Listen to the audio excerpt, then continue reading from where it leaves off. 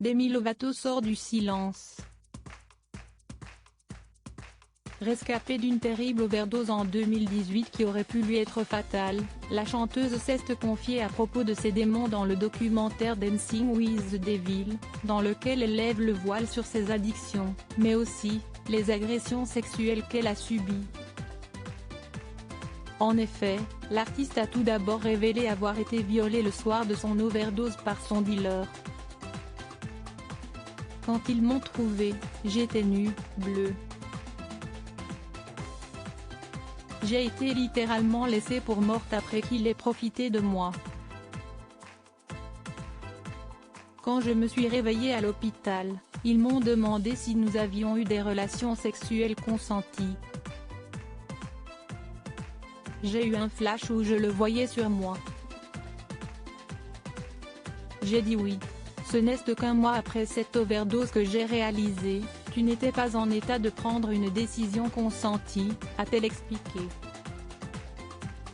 Toutefois, il ne s'agissait pas là du premier viol subi par Demi Lovato comme elle l'a précisé dans ce documentaire, dont les 2 premières parties seront dévoilées le 23 mars prochain sur YouTube. Je sais que ce que je suis sur le point de dire va choquer. Mais quand j'étais adolescente, j'ai été dans une situation similaire.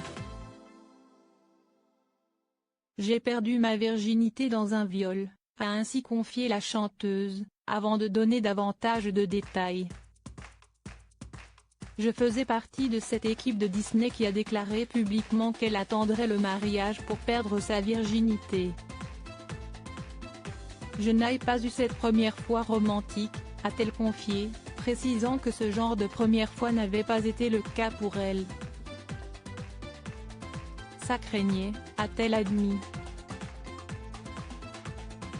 Demi Lovato contrainte de voir tout le temps son agresseur tandis qu'elle n'avait jamais fait part publiquement de ce viol auparavant. Demi Lovato n'a pas révélé l'identité de la personne par qui elle dit avoir été sexuellement agressée, mais précise toutefois qu'elle a dû par la suite voir cette personne tout le temps.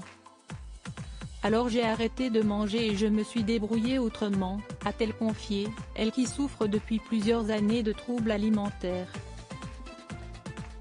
Après quoi, la chanteuse explique avoir finalement décidé de parler de ce qui lui est arrivé à des adultes, précisant cependant que son agresseur lui n'a jamais eu des nuits pour cela.